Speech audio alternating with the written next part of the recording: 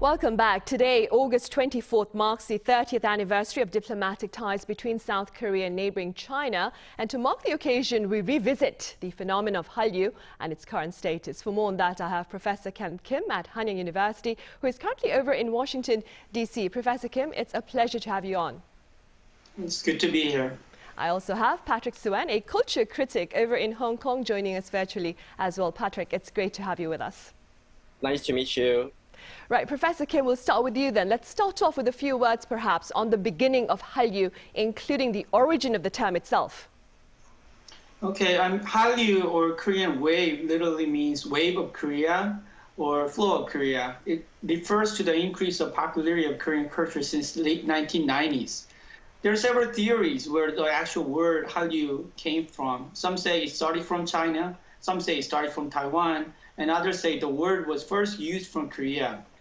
In China, the Korean drama What Is Love All About aired in CCTV in 1997, and it reached second highest rating of any foreign dramas. In Taiwan, duo dance group Clone was mega hit by selling over 300,000 albums in 1998. Korean Ministry of Culture and Tourism used word officially to promote Korean music abroad in 1999. No matter of the region, the word Hallyu has been used around the world for nearly 25 years now. Right, it really has. And Patrick, how do you explain perhaps the initial popularity of Hallyu over in China? Yeah, it all goes back to the early 90s. Back in 1993, the Korean TV drama Jealousy was aired in China's national TV station, CCTV, and then it gained huge popularity. But for me, I think the pioneer of the first K-wave would still be An Jae-woo, the singer and also the actor. Because he did a lot of tours in China, did a lot of concerts, and then his CDs were everywhere in China, in different provinces, and also including Hong Kong at that time. And that's how I got in touch with Korean wave too.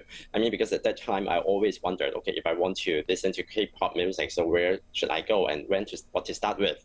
And then so it's always An Jae-woo, and then HOT, GOD, SES, and then NRG, Lee Jung-hyun. And I would like to mention that in the early year 2000, in the early millennials, there's a Hong Kong singer whose name is Sammy Chang, and she also adapted several songs from Lee Jung-hyun, and then it became big hits in Hong Kong. Yeah, so at that time, this is how Hong Kong people got in touch with the first K-wave, I shall say. And then for the TV drama, it will always be Autumn Fairy Tale, Kao Donghua, starring Song Soon-hwan and Song Hye-kyo. So this is how it started, I think, in Hong Kong and also in China. To make this K-wave huge. Right, and staying with that, Professor Kim, what more can you tell us about the popularity of Korean cultural contents in China, that is before the two countries' conflict over thawed? Yes, after diplomatic ties in August of 1992, the Korean drama Jiltu, Patrick mentioned it as a Jealousy, aired in China in 1993. And after that, What Is Love All About reached over 4% rating in China.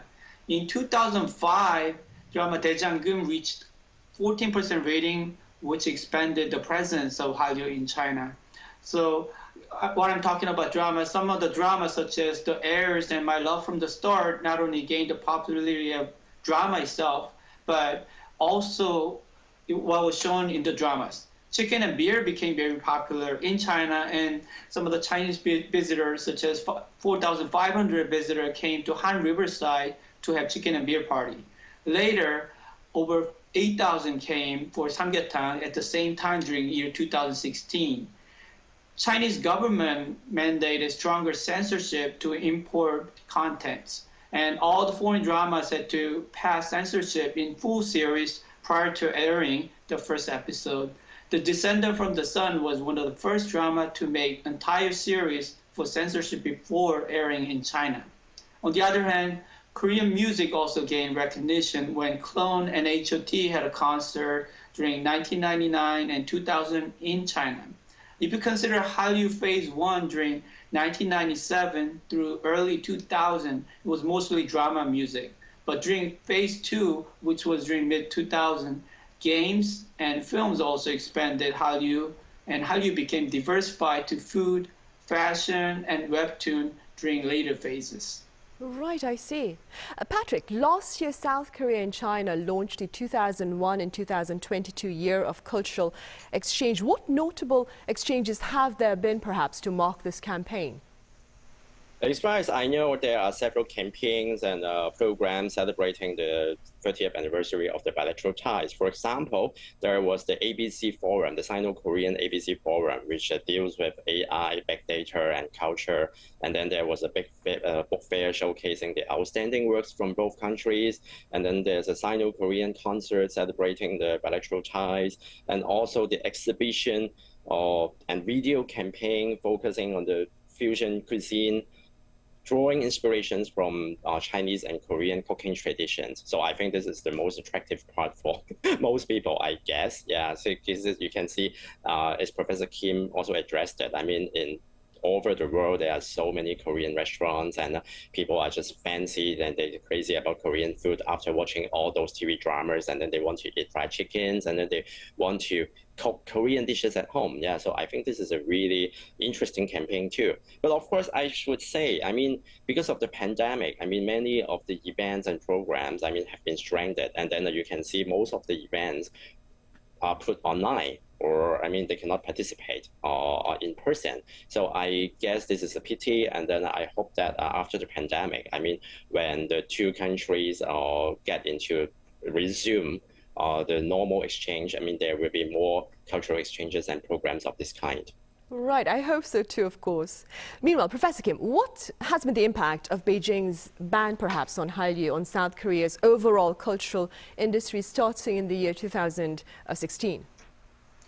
Okay, during 2014, the drama I mentioned earlier, My Love from the Star, was sold for $40,000 per episode, and Moon Lovers was sold for $400,000 per episode, but this export figure of drama became zero. Most Korean games were not permitted to service during this time. Only one in 2000, two in 2021 was allowed, but no other games were permitted. On the other hand, some Korean music were disputed, and groups such as BTS and NCT gained fandom in China. Music was disputing, but the concerts were very limited. This year, in January, drama Saimdang, Memoirs of Color, starring Lee Young-hae and Song Seung-eun, aired in Hunan TV and Mango TV in China. Something in the Rain and Quinn and I were serviced in OTT in China including iQIYI and Tencent Video, but no other drama has aired after Bad and Crazy in May. Film Omuni premiered last December after Assassination in 2015, which was like 6 years before, but no other film in China box office opened since then. Right, I see.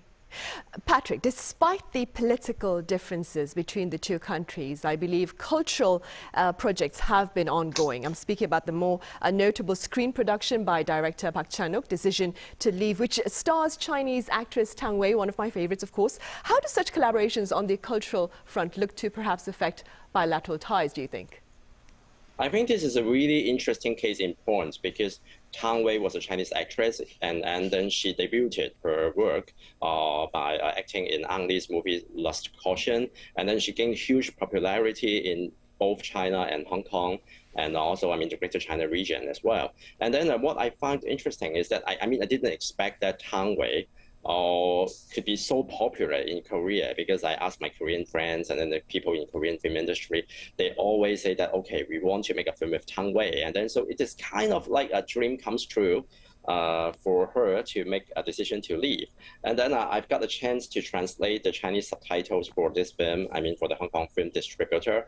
And then I've got the chance to talk to the scriptwriter, Chong Seok-kyung Zakanim. And then she also mentioned that, I mean, which is really interesting for me. She mentioned that she's really grateful to director Kim Tae-yong because he married Tang Wei, so that Tang Wei can become part of the Korean film industry. I mean, I knew that, I mean, there were also Chinese and Korean joint productions before, but they were not that huge and they were not that successful. Yeah, so I think Tang Wei's appearance in Korean films also marks the new era or the new wave of the Chinese-Korean joint productions for the movie industry.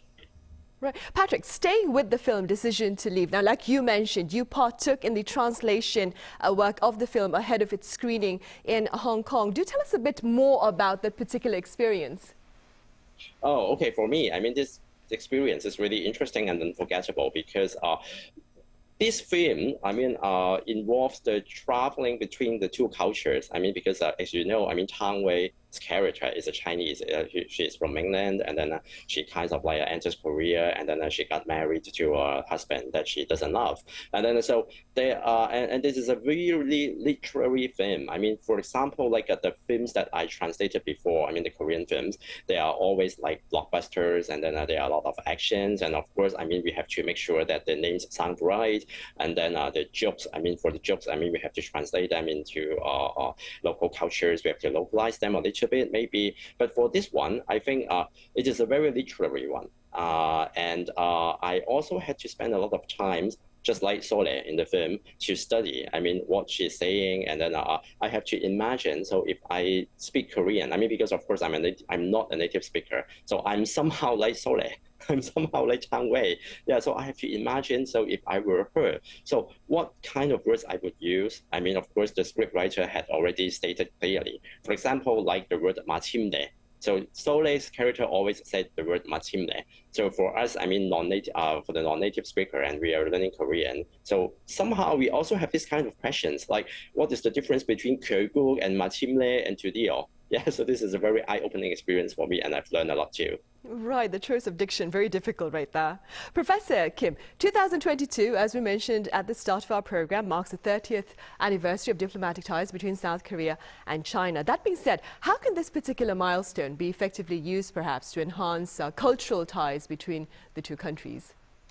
Sure. 30 years of diplomatic ties between the countries are very meaningful, and many people in the industry are hoping that this milestone may ease the regulation and bring out the collaborative mood. But some are still skeptical. But if you consider a film like Parasite winning Oscar, Squid Game becoming most viewed drama in the world in Netflix, while BTS becoming biggest band on earth, it would also interest Chinese audiences.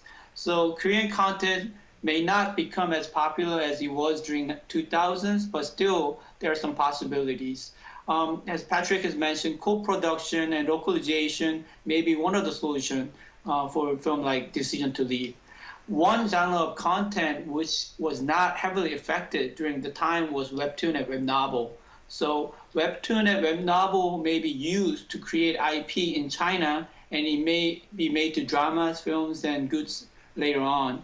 It might be worthwhile looking into, but overall, even during 30 years of diplomatic ties between the countries, many people in the industries are still skeptical about the bright near future. Right. And moving forward, Patrick, what are your thoughts on the weight of soft power in boosting perhaps a country's image? My first image, actually, of China was crafted largely by Bruce Lee and Jackie Chan. Very positive, of course. Yes, I mean, but of course, right now, I mean, Korea has done quite a lot on boosting the country's image through soft culture. As Professor Kim has mentioned, I mean, like the idol group BTS, they traveled to the US, they delivered a speech in UN and met President Joe Biden and discussing the issues on racial discriminations. And I think the success, for example, like if we're talking about Netflix, the success of Squid Game also proves that Korea can make something that Hollywood used to be able to do. I mean, it is exclusive to Hollywood before, but right now, I mean, Korea has proven that they can also make it. And after watching this TV drama, of course, I mean, many of us, I mean, even we are not Koreans, I mean, we are attracted to the world of the TV drama, and then we always wanted to visit Korea, I mean, after watching this, and then we want to try a little bit the king sugar candy. Yeah, so this is how the soft power speaks about itself. I mean, it enhances tourism, and then it enhances the cultural exchanges. Yeah, so that's why I think this wave of soft power will grow even stronger and stronger. Right. And Professor Kim, beyond this particular region then, as you mentioned, Korea's cultural contents are enjoying phenomenal success in many parts of the globe. What can be done to maintain this particular momentum? Yes, I mean, recent drama Extraordinary Attorney Woo also gained popularity around the world through Netflix. And last weekend, the KCON actually had the concert in LA since the pandemic. So last time it was K-Contact. It was done online before. And last year, Mountain Jiri was aired in Chinese OTT iQIYI, but it did not gain a huge success, but I believe it was a meaningful try. So I believe Korean content creators should continue to work with global OTT services as well as Chinese OTT services. As Patrick has mentioned, soft power is important, and our creativity could not be recognized if it's never delivered. Therefore, delivering strategies should carefully planned out along with the content creation strategy. Right. And Patrick, we have like a minute left. Perhaps you could fill us in on some of the ongoing screen projects aimed at boosting bilateral cultural exchanges that you're involved in as well, of course. Yes, of course. I mean, there are many Korean films showing in Hong Kong right now, and then after decision to leave, and I'm also working on different film translations, film subtitles translations, for example, like the Emergency Declaration, which I have done before, and then which is also showing in Hong Kong right now. And then a few days ago, I also did an interview with director Che Dong-hoon, with whose film Alien Lloyd is also opened, there is released in Hong Kong. Yeah, so I think, what I can see is, for example, because the Hong Kong box offices and the Chinese box offices are a little bit different. Yeah, so I think in Hong Kong, the momentum is still going strong, and I can see that more and more Korean films, blockbusters and also art house films are going to be released here during the second half of this year. And what's the response been like, Patrick, from the public now?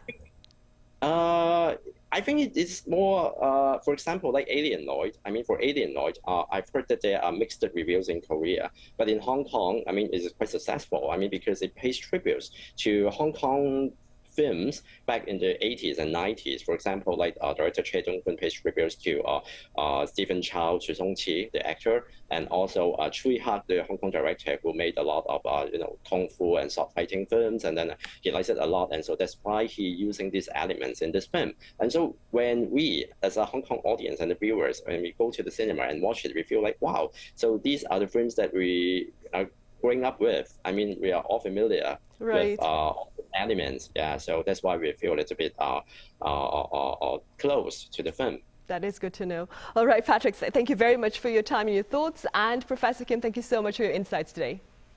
Thank you. Okay, thank you.